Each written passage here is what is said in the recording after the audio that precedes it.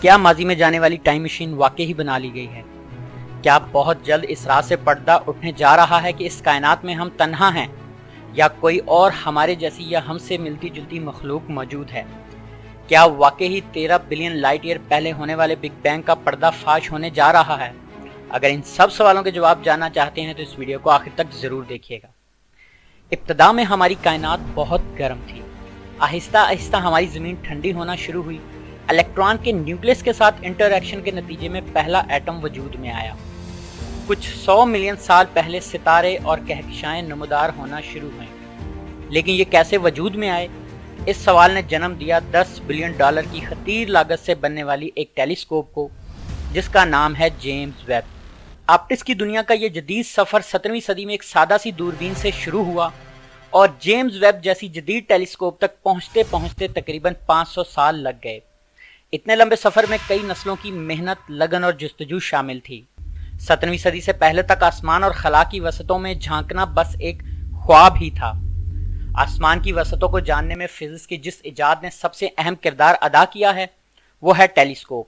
ایک سادہ telescope 2 convex lenses پر مشتمل ہوتی ہے، ایک کو آبجیکٹیو لینز اور دوسرے کو آئی پیس کہتے ہیں۔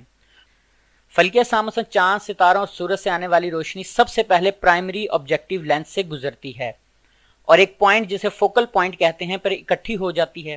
اس فوکل پوائنٹ پر اکٹھی ہونے کے بعد یہ ریز ڈائیورج ہو جاتی ہیں اور سیکنڈ لینز جسے آئی پیس کہتے ہیں اس میں سے گزر کر آنکھ میں داخل ہوتی ہیں، جس کے نتیجے میں ہم کسی بھی آبجیکٹ کی امیج کو دیکھ پاتے ہیں۔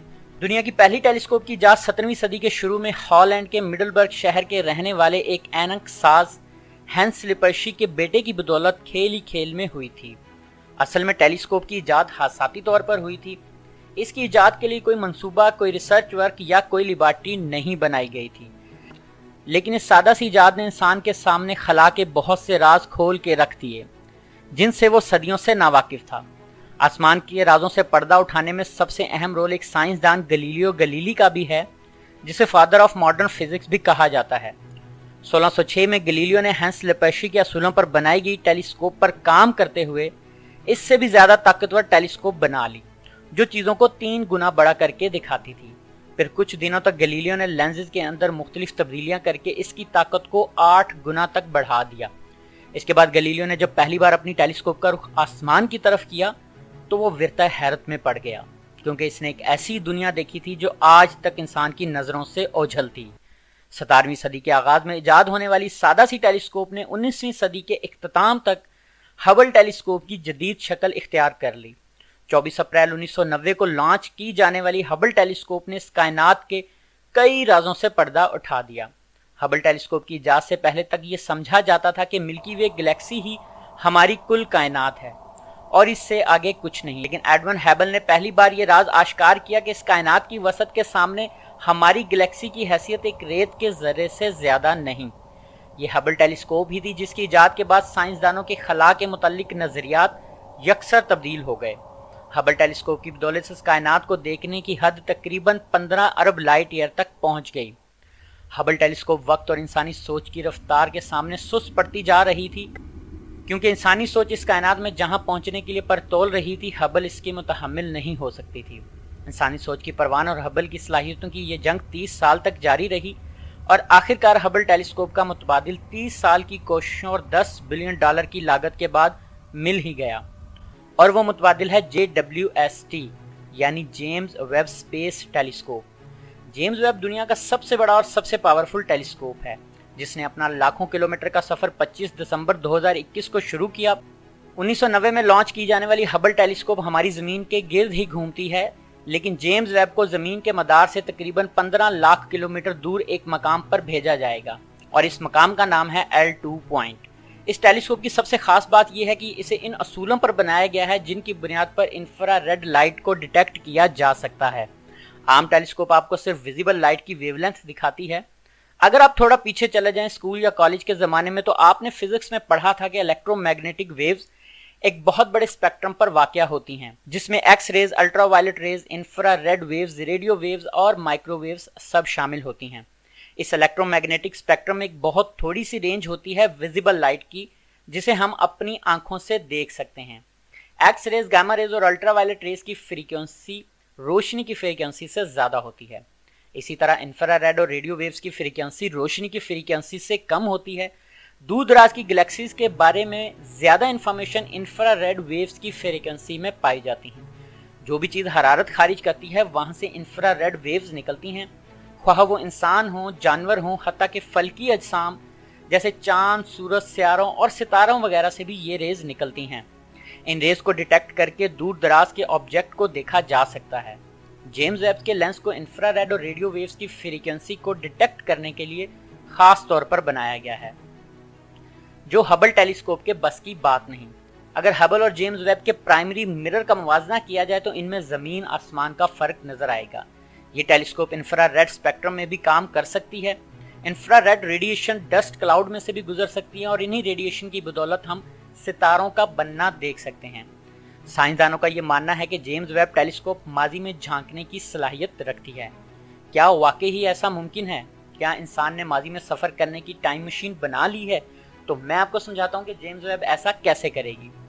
फर्ज करें आप हमारी जमीन से 65 मिलियन लाइट ईयर की दूरी पर एक विरगल क्रिस्टल पर किसी तरीके से चले जाते हैं या टेलीपोर्ट हो जाते हैं और आपके पास एक बहुत ताकतवर टेलीस्कोप है जिसकी मदद से आप हमारी जमीन का मुशाहिदा कर सकते हैं।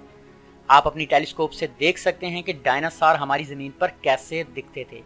बेशक हमारी टेलीस्कोप के रास्ते में बहुत सी रुकावटें होंगी, लेकिन हम एक ऐसी नाकाबिले यकीन टेलीस्कोप की बात कर रहे हैं जो इन रुकावटों को पार कर जाएगी। अब ऐसा नहीं है कि आप 65 मिलियन साल पुरानी जमीन पर चले जाएंगे, लेकिन आप इस दौर को अपनी आंखों से देख जरूर सकेंगे। ऐसा कैसे मुमकिन है? असल में हम चीजों को कैसे देखते हैं? जब रोशनी किसी जिस्म पर पड़ती है तो इस जिस्म से टकराने के बाद हमारी आंख में दाखिल होती है और हमारी आंख में इस चीज का इमेज बन जाता है जिससे हम चीजों को देख सकते हैं। रोशनी जो कि 3 लाख किलोमीटर की रफ्तार से सफर करती है, जो कि बहुत ज्यादा रफ्तार है, लेकिन हमारी इस कायनात की वसत के सामने ये रफ्तार कुछ भी नहीं। इसलिए कायनात की वसतों में सफर करने के लिए रोशनी को भी वक्त लगता है। जैसे सूरज से जमीन तक रोशनी पहुंचने में 8 मिनट और 20 सेकंड लगते हैं। इसका मतलब ये हुआ कि अगर अचानक से सूरज के 2 टुकड़े हो जाएं तो हमें यह बात तकरीबन 8 मिनट के बाद पता चलेगी, यानी हम सूरज का 8 मिनट पहले का माजी देख रहे होते हैं। इसी कॉन्सेप्ट को अगर आप गैलेक्सीज और दूसरे फल्कियाती अजसाम पर अप्लाई करें तो वो सितारे या कहकशाएं जो हमसे लाखों करोड़ों लाइट ईयर की दूरी पर हैं, इनकी रोशनी हम तक पहुंचने में लाखों साल लगे होंगे तब वो हमें नजर आए। आज जब आप उन्हें देखते हैं तो असल में आप इनका माजी देख रहे होते हैं। ये कायनात इतनी वसी है कि बहुत से स्टार जो हमसे लाखों करोड़ों लाइट ईयर की दूरी पर हैं, इनकी रोशनी को जमीन तक पहुंचने में लाखों साल लगते हैं। और जब आप किसी सितारे को आसमान पर टिमटमाता देख रहे होते हैं तो आप इसकी मौजूदा रोशनी नहीं बल्कि लाखों करोड़ों साल पुरानी रोशनी देख रहे होते हैं। सवाल यह है कि जेम्स वेब इनकी रोशनी को कैसे डिटेक्ट करेगी। जेम्स वेब के ऊपर एक बहुत बड़ा मिरर लगा हुआ है जो रोशनी की बहुत बड़ी मिकदार को जमा करता है। जितनी ज्यादा रोशनी होगी इतना ही इमेज की ज्यादा मालूमात जमा होंगी। जेम्स वेब का मिरर 18 हेक्सागोनल हिस्सों से मिलकर बना है और हर एक हिस्से का डायमीटर तकरीबन 1.32 मीटर के करीब है। जेम्स वेब को ऐसे डिजाइन किया गया है कि इसके मिरर्स को खला में फोल्ड और अनफोल्ड किया जा सकता है। जितना ज्यादा बड़ा मिरर होगा इतनी ही ज्यादा रोशनी कैप्चर होगी और ज्यादा बेहतर रेजोल्यूशन की इमेज मिलेगी। जेम्स वेब का पूरा मिरर 24 कैरेट गोल्ड से कोटेड है क्योंकि गोल्ड सबसे ज्यादा अच्छे से रेड लाइट को रिफ्लेक्ट करता है। जमीन के एटमॉस्फेयर से बाहर खला का टेम्परेचर इस जगह जहां सूरज की रोशनी ना पहुंचे बहुत कम होता है, लेकिन जेम्स वेब में ये खसूसियत है कि ये 223 डिग्री सेल्सियस पर भी काम करेगी। लेकिन जैसे ही जेम्स वेब सूरज की रोशनी का सामना करेगी तो खला का टेम्परेचर बढ़ जाएगा। अब ये भी एक बहुत बड़ा मसला था। इस मसले को हल करने के लिए जेम्स वेब टेलीस्कोप में एक सन शील्ड लगाई गई है। ये सन शील्ड एक कैप्टॉन नामी मटेरियल से बनाई गई है। कैप्टॉन की 5 लेयर इस सन शील्ड पर लगी हुई हैं। जेम्स वेब की पावर का अंदाजा आप इस बात से लगा सकते हैं कि ये किसी दूर दराज सियारे पर मौजूद एक मक्खी की भी बेहतरीन इमेज लेने की सलाहियत रखती है।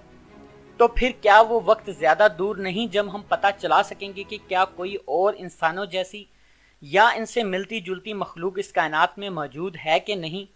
कहा जा रहा है कि साइंसदान ये उम्मीद लगाकर बैठे हैं कि वो इस टेलीस्कोप की मदद से बिग बैंग होता हुआ देख सकेंगे और ये देख सकेंगे कि बिग बैंग के बाद स्टार्स और गैलेक्सीज कैसे बने थे। क्योंकि बकौल साइंसदानों के इस टेलीस्कोप की मदद से 13 बिलियन लाइट ईयर माजी में झांका जा सकता है, यानी उस वक्त जब बिग बैंग हुआ था। अगर वीडियो अच्छी लगे तो मेरे चैनल को लाइक करें, सब्सक्राइब करें और बेल आइकन को ज़रूर प्रेस करें।